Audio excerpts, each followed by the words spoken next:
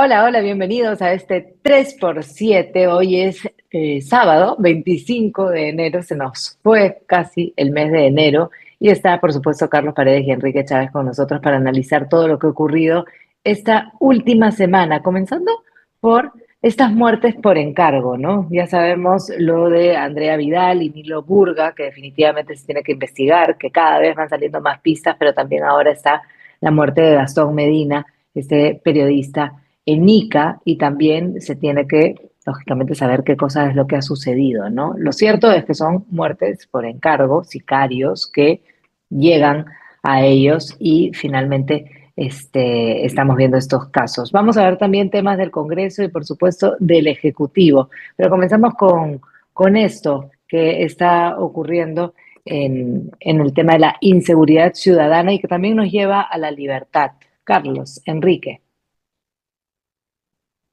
Hola, ¿cómo están? ¿Qué tal?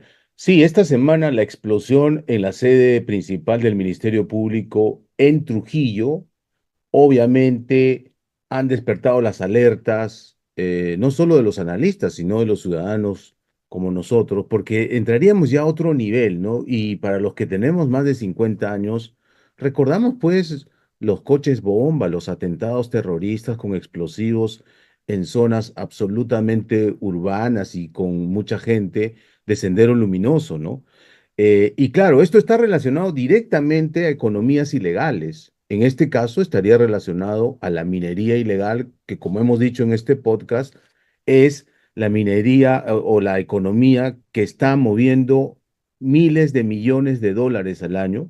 Los cálculos más realistas ya hablan de 10.000 millones de dólares y eso alcanza para todo, alcanza para corromper policías, fiscales, jueces, para poner dinero en algunos congresistas y mantener al infinito el reinfo, por ejemplo, ¿no? Ujú. Eh, y claro, ya estamos hablando de unos niveles de inseguridad nunca antes visto en el Perú, la verdad, hay que decirlo. Se incrementa de manera rápida estos asesinatos violentos atribuidos a los sicarios. Y estamos hablando de estas bandas de asesinos a sueldo que por cualquier cosa están matando a personas.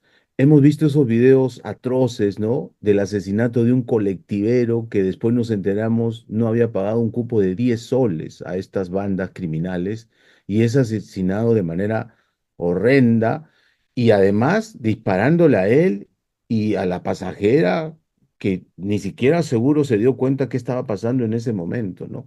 No, Y claramente estamos, la vida no vale nada, ¿no? A estas alturas. Y es un poco lo que está sucediendo en todas partes, ¿no? Lo vemos en temas que tienen que ver incluso con el Estado, y es por eso que se abren estas investigaciones, pero en cualquier esquina, ¿no? Ya todas las profesiones, sectores, todas están tomadas por extorsionadores a estas alturas. mira, solo para terminar el dato, Perú siempre ha sido un destino turístico y hace algunos años había estos tours gastronómicos para comer en Lima, ¿no? Ya no solo venían por Machu Picchu y Nazca, etcétera. Hoy se está convirtiendo en un epicentro de los youtubers extremos que vienen para ver cómo los sicarios hacen su trabajo.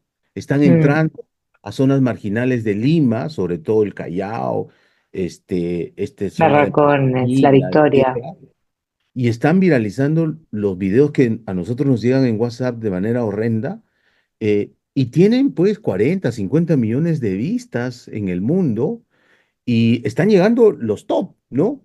Contratan sus productores locales, que en la jerga periodística les llamamos fixer, y están entrando a esas zonas. Es decir, hoy el Perú se mira al mundo como un país de extrema crueldad del crimen organizado y donde niños de 12, 14 años son capaces de convertirse en asesinos a sueldo por $200. Así nos están Claro, viendo. es un poco lo de las favelas, ¿no? En una época. Ahora vienen a Perú para ver justamente cuáles son estos barrios donde rápidamente te encuentras con sicarios y se ve justamente lo que dices, ¿no? Los youtubers conversando con gente que saca pistolas, que te cuentan por qué sencillo matan sin, por supuesto, sin chistar, ¿no? Ese es su negocio. Todo el tiempo están justamente recibiendo pagos para poder quitar vidas sin ningún problema. Eso, Enrique, y nuestro tercer tema también tiene que ver con el presupuesto en el Congreso. Sí, claro, bueno, lo que hemos estado viendo es que el Congreso se ha aumentado casi en 40% el presupuesto a 1.412 millones de un año para otro. Estás hablando de 600 millones más frente al 23. Estás hablando casi del 200% en los últimos 10 años. Y claro, con un 70% del presupuesto que se va en planilla, en sueldos, en bonos, fantásticos lo que hemos visto, los bonos de diciembre, ya quisieran tenerlo el 99% de peruanos. Y claro, esto nos retrotrae además al caso de Andrea Vidal, ¿no? Que en esta lista de asesinatos por encargo que estamos viendo, todavía llama muchísimo la atención, porque se está filtrando y los medios han ido presentando no solo los chats del teléfono, sino, digamos, sus contenidos. Queda claro que Andrea, pues, se dedicaba, no sé cómo llamarlo ahora, es una aplicación, ¿no? O sea, se dedicaba a los servicios sexuales por esta aplicación que atendía, entre comillas, aparentemente a clientes o a citas que incluso parecen ser peruanos que venían, que vivían en el exterior. Y acá el novio, Rodrigo, se me fue el apellido, Carlos, Fal- Rodrigo, Falcón, perdón, Falcón Rodrigo Falcón. Barría. Entonces, claro, nos seguimos preguntando quién mató a Andrea Vidal, porque evidentemente en el Congreso se ha intentado desviar la atención. En realidad se emitió incluso un tuit y un comunicado señalando que había sido el taxista, e incluso se afirma, ¿no?, que el taxista había sido el blanco de este atentado, cuando claramente todo indica esto no fue así. Podría ser objeto de extorsión con el contexto que estás describiendo o que están describiendo. No sería extraño, ¿no? Porque también estas chicas trabajaban, entre comillas, en estas fiestas golden en Rizo, y evidentemente el comercio sexual es uno de los blancos preferidos de la extorsión, podría ser. Pero el hecho de que el Congreso quisiera distraer la atención dirigiéndola al taxista, que lamentablemente falleció también, quiere pues minimizar el hecho que estas señoritas trabajaban en el Congreso, con esos, que es parte un poco el reflejo de estos presupuestos cada vez más gigantescos que tiene el Parlamento para multiplicar lo que son las órdenes de servicio. Lo hemos visto con las amigas del ex primer ministro Alberto Tarola, a propósito de la denuncia que le ha hecho ahora Yaciré Pinedo vía Samir Villaverde, etcétera. Entonces, hablas de una degradación que sin duda indigna, ¿no? Indigna a la población de una manera particular, y que tiene que ver, otra vez yo digo, o sea, con el manejo de los dineros públicos. Estamos hablando de cientos de millones de soles. Lo puedes ver en Caliwarma también con el caso de corrupción, con la muerte de Nilo Burga. Y claro, yo he ido siguiendo también el caso de Andrea Vidal. Hay filtraciones de medios que quieren señalar al novio, pero claro, el novio sabía lo que ella hacía, ¿no? Claro, Eso está vamos. registrado en los chats que incluso presentó Contracorriente en su momento. El novio sabía lo que ella hacía, y hay toda una desesperación la noche del crimen porque ella no respondía, etcétera, etcétera. Entonces, ese crimen todavía está por resolverse, pero sin duda abona, ¿no?, este clima de violencia generalizada vinculada a la extorsión y a las economías negras, que es lo que nos está, de alguna manera, comiendo enteros como sociedad. De acuerdo, vamos a tratar un poquito de ordenar estos tres casos que hemos mencionado al principio. Estamos hablando ahorita de Andrea Vidal. Efectivamente, en el Congreso de la República se quitó mucho la atención sobre que podía ser un asesinato hacia ella y que tal vez el blanco era el taxista. El hecho de que el Congreso no haya saltado en pedir esta investigación y en realmente dar todas las pruebas y en quitarle peso al tema, yo creo que lo hace sospechoso, ¿no? No sé si para una investigación, pero en todo caso, el querer tapar algo tan horrendo dentro de la institución, llama la atención. Ese es un caso que, bueno, Carlos nos puede terminar de dar detalles sobre lo que se sabe esta semana y lo que se está descubriendo. Claramente ahora el blanco era Andrea Vidal. Esta teoría naif del Congreso se cae Y por otro lado, tenemos los detalles que vienen alrededor del caso de Nilo Burga y también sobre lo ocurrido en Ica, ¿no? Con Gastón Medina. Digo, para ordenarnos un poco y hablar de estas muertes por encargo, que son lo que nos ocupa esta semana, y luego ya pasar al siguiente tema. Andrea Vidal y Nilo Burga, antes de entrar, si te parece, a Gastón Medina, Carlos. Sí, para hacerlo fácil, diríamos que Nilo Burga es un asesinato, una muerte que todavía no se esclarece, atribuida a una cuita, a un escándalo del Ejecutivo, Caliwarma, que como hemos dicho aquí, es el programa social que tiene 2.200 millones de soles de presupuesto al año. Muchísimo dinero, ¿ok? Y el asesinato por encargo, que ya quedó clarísimo que son sicarios, de Andrea Vidal, es un crimen que tiene relación con otro poder del Estado, con el poder legislativo, con el Parlamento, ¿no es cierto? Ujú, Pero en medio hay esta sensación de absoluta inseguridad, pero que además de cuitas de un lado y del otro para entorpecer el esclarecimiento de estos crímenes, ¿no? Por ujú, ejemplo, en el caso de Burga ya ha quedado claro que hay un señor Carlos Guillén relacionado a los Boluarte, que además se ha entrevistado con los ministros de Martín y Quero, que va a hablar con la testigo principal ofreciéndole prebendas para que se calle y además le dice una cosa absolutamente tajante: a tu jefe lo quieren desaparecer, y efectivamente el jefe aparece muerto en un hostal, en una situación todavía no esclarecida, porque un suicidio con tantos cortes en el cuello y en el cuerpo tendría que ujú, ser un fakir, no sé, ¿no? Para poder haber hecho esas maniobras. Y por otro lado, en el Congreso, como ya han explicado, se adelantan a dar interpretaciones diciendo que el taxista de origen venezolano era el blanco de los sicarios. Ojo, no todo el Congreso, también hay el presidente de la Comisión de Fiscalización, que desde mi punto de vista no tiene una auténtica decisión de esclarecer, sino más bien de figurar, ¿no? Porque él está citando a todo el mundo. Ayer, esta semana, citó a Isabel Cajo, a Alexandra Gil, y él es el que dijo una teoría desde mi punto de vista eh, irresponsable, porque no tenía pruebas, de que se trataba de una gran red de prostitución que cambiaba favores sexuales a cambio de votos o incluso de cambio de posturas de algunos congresistas. Eso todavía no se ha esclarecido. Como dijimos en este podcast, no hay una red de prostitución medianamente clara. Lo que puede haber es, decíamos, los sugar daddy, ¿no? los Sugar Daddies. Estos congresistas, y ahí se habla de Alejandro Soto, se habla de Edwin Martínez, que dan prebendas, etcétera, pero con la plata de todos nosotros, ¿no? Porque un sugar daddy da de su bolsillo. Estos son parlamentarios que usan el presupuesto público, de este presupuesto que se ha incrementado del Congreso, para favorecer a alguien a cambio de pedir favores sexuales. Eso se debe investigar a fondo, y yo creo que la pregunta sigue vigente. ¿Por qué mandaron a asesinar de esa manera tan brutal a Andrea Vidal el 10 de diciembre?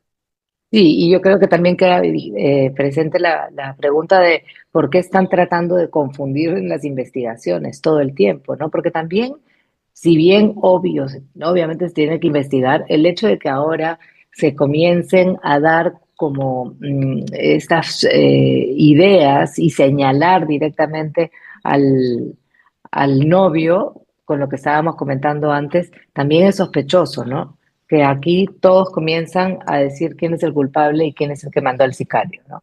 La teoría del novio a mí me sigue pareciendo débil, muy débil, no solamente porque él sabía a qué se dedicaba Andrea y participaba, de hecho era parte de, en fin, ¿no? De la dinámica de pareja que ellos podían tener.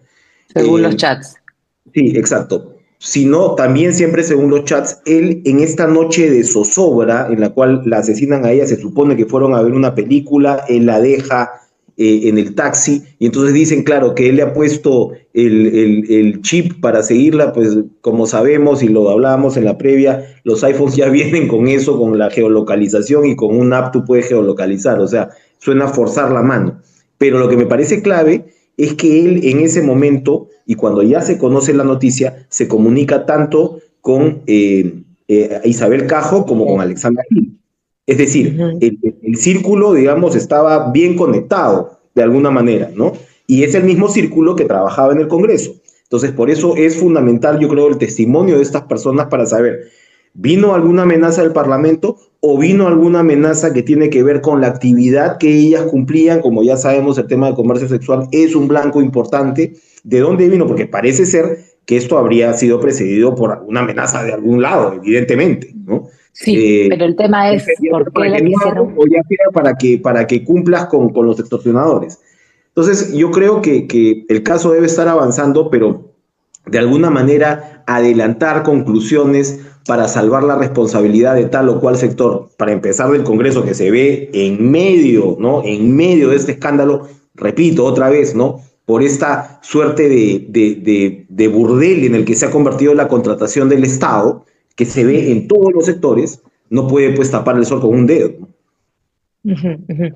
Claro, lo que más sorprende es la reacción del Congreso, ¿no? Yo creo que en otros tiempos, evidentemente, lo principal hubiera sido vamos a investigar y vamos a entregar todas las pruebas y todas las cámaras y todo lo que se necesite para poder entender quién mandó a matar a Andrea Vidal, ¿no? Como es este caso. Gastón Medina, nuestro colega, periodista de ENICA, él en realidad ha sido un poco mil oficios, ¿no? Entendemos que ha sido DJ, que después también ha tenido estos programas de radio. En estos programas de radio también se sabe que muchas veces sucede que hay entrevistas que tienen que ver pues con asuntos más personales, intereses más personales necesariamente que periodísticos, pero el tema también es que aparentemente tenía muchas denuncias interesantes y pisaba callos en Ica. Lo cierto es que lo han matado. ¿Qué sabemos de Gastón Medina y de esta muerte por encargo? Sí, definitivamente lo que ha quedado claro es que lo asesinan sicarios, es decir, que es una muerte por encargo.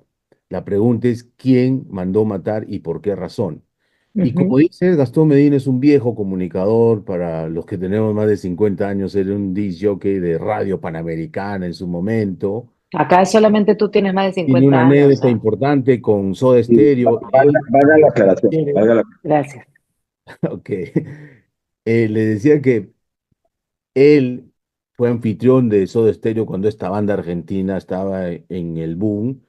Los llevó a Ica y uno de los álbumes exitosos de esta banda lleva la foto de las líneas de Nazca por sugerencia de él, ¿no?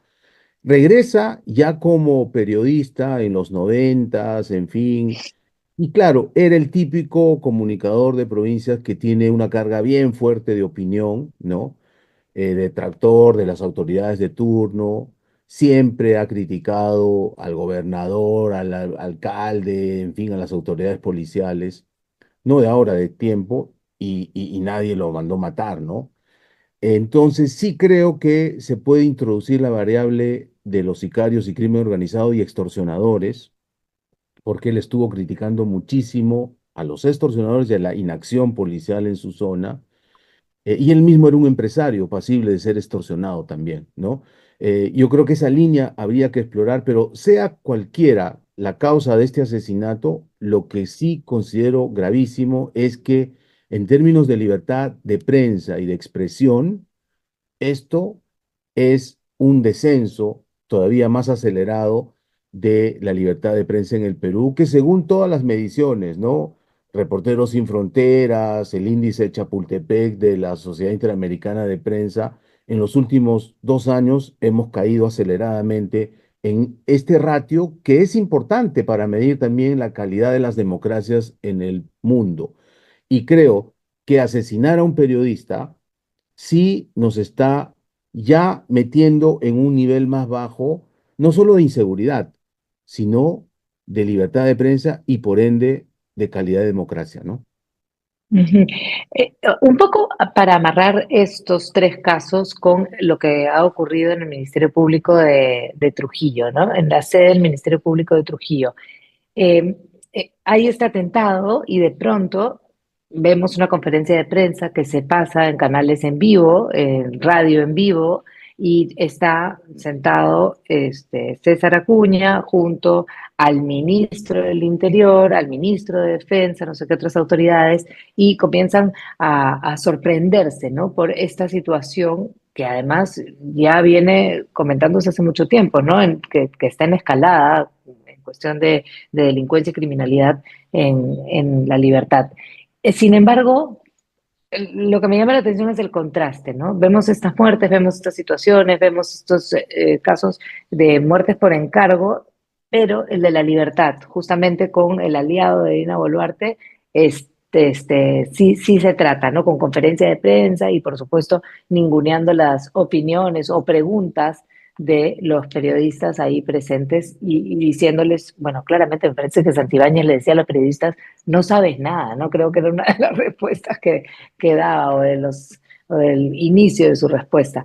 Este, ¿Por qué? ¿Por qué este contraste? ¿Qué es lo que ustedes ven en la diferencia del trato que hay entre el ataque al Ministerio Público y los casos que hemos estado hablando de muerte por encargo y clara inseguridad ciudadana?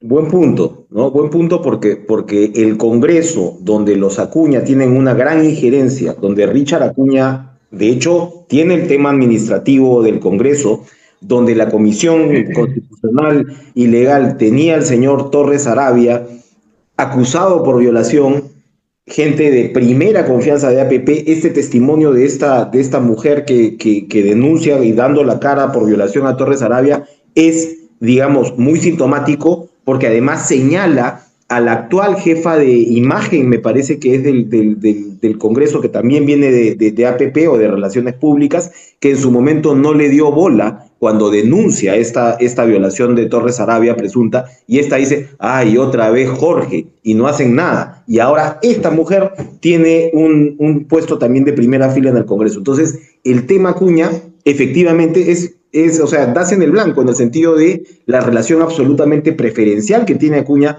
con el Ejecutivo, la diferencia que se hace, Acuña, por supuesto, Acuña padre se limita a pedir una ley sobre terrorismo urbano, pero ellos son, en medio de todos los que han promovido la minería ilegal, en parte en el Congreso, donde hay intereses, y claro, al final lo que ves es que de alguna manera el diablo te está comiendo la cola, ¿no? O sea, este Congreso que ha promovido este paraguas del reinfo, el acceder a los explosivos, porque lo que estás viendo no solamente es el Ministerio Público, estás viendo prácticamente todos los días ahora atentados con explosivos. No digo que todo esté vinculado a la minería ilegal, pero evidentemente has facilitado hasta un pasado muy reciente el acceso por doquier a los insumos que utiliza el crimen organizado, desde el mercurio para la minería ilegal hasta los mismos explosivos que estamos viendo ahora que aterrorizan a la sociedad.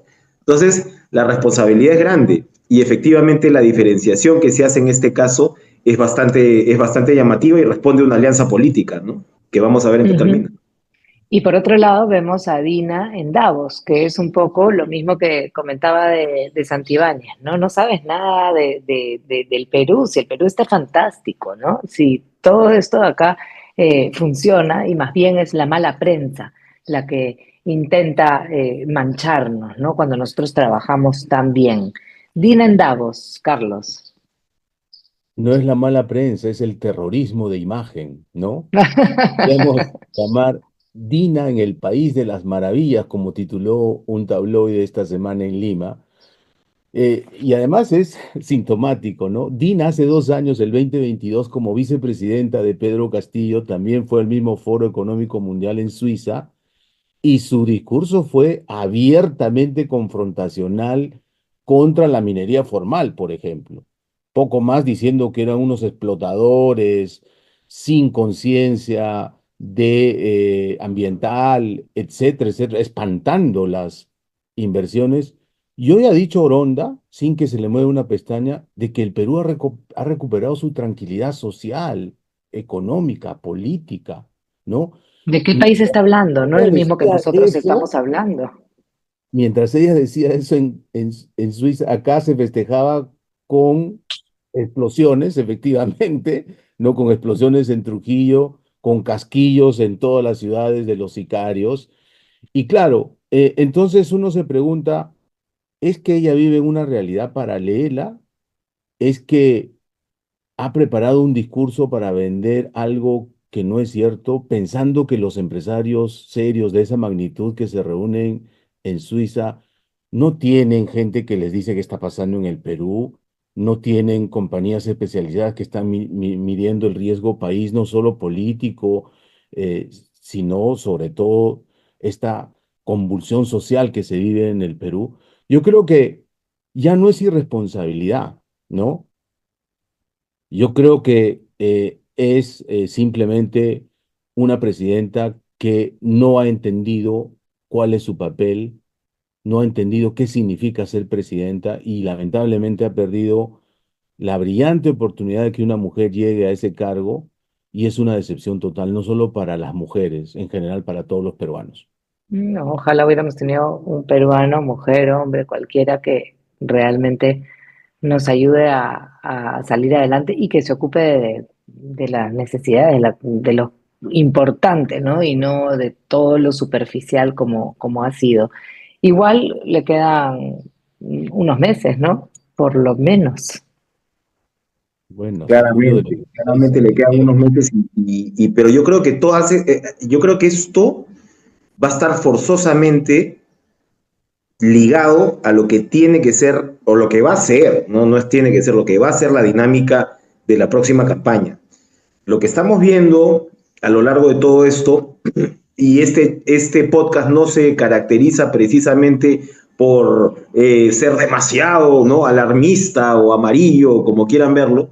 Lo que estamos viendo, yo creo, es la necesidad de cómo vas a articular las banderas del cambio.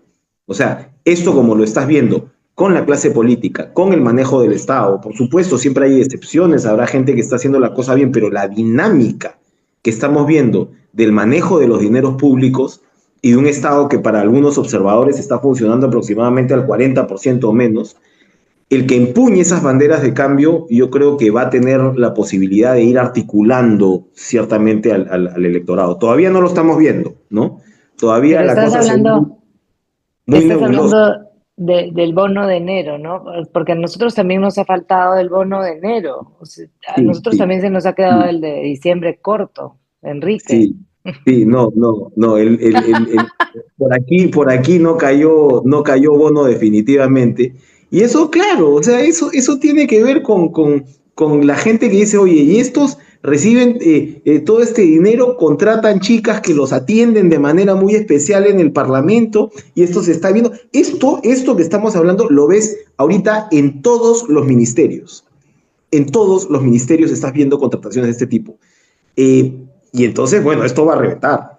Y en Esto el no puede caso, seguir así. No puede y en seguir el así. Y caso yo del creo que, repito, ¿no? ministro, O sea, el que agarre esa onda y la pueda articular de alguna manera, creo que puede tener chances en medio de este mar de candidatos enanos que podríamos tener, ¿no? y solamente para cerrar, ¿no? El ministro del Interior, Santibáñez, dijo que se iba a ir si no había resultados. Y claramente estamos en un pico de delincuencia, de asesinatos. ¿Y qué pasó con esa renuncia? ¿O ha puesto verdaderamente su cargo a disposición y más bien Dina Endavos no lo ha visto? No, lo que pasa es que también es parte del metaverso de todo este gobierno. Para él sí hay resultados absolutamente eficientes que mostrar, ¿no? Entonces no se da por Ujú. aludido. Él cree que el combate a la delincuencia es eficiente y que pronto vamos a superarlo, ¿no? Hay, Ojalá. solamente ahí hay un dato para rematar. Santibáñez, el ministro, señala, porque claro, has tenido un récord, ¿no? O sea, por lo menos has tenido más homicidios que en la última década, ¿ya? Seis por En el día año en los primeros 2024. años, días del Sí, 2025. como del 14 más o menos. Y has tenido como 2.300 homicidios. Y claro, Santibáñez dice que la gran mayoría, por encima de esos, del 90% de esos homicidios, están ligados más o menos a ajustes de cuentas, ¿no? Pero claro, lo que hay que ver además de eso es que esto está acompañado, para cerrar con lo que comenzamos, con una proliferación de la extorsión gigantesca, como nunca antes la has visto. Entonces tienes un incremento de homicidios muy marcado con este tema de una sociedad que está completamente indefensa ante el método de los extorsionadores, que termina seguramente con sicarios drogados, qué sé yo, metiéndote 50, 60 balazos o metiéndote un bombazo en la puerta de tu casa, sin ningún problema. Entonces, Claro, si no se observa todo ese circuito con mucho cuidado, efectivamente vamos a terminar en un plan de Sinaloa o para llamarlo más recientemente de Rosario en Argentina, ¿no? Donde de alguna manera te conviertes en pequeñas zonas liberadas y que ya lo estamos viendo para empezar en sitios como Patás. Pero esto ya está saltando Ujú. a las ciudades y a la criminalidad del día a día, ¿no? Hay varios lugares donde ya tenemos zonas liberadas. Lamentablemente, es enero, se nos acaba enero. Ah, no, volvemos el 31, ¿no? Todavía vamos Sí, a tener un día más de enero. cerramos. Sí. Cerramos. Entonces cerramos mes la próxima semana. Muy bien, Adiós. cerramos edición hoy. Ok, Chao. nos vemos el próximo sábado.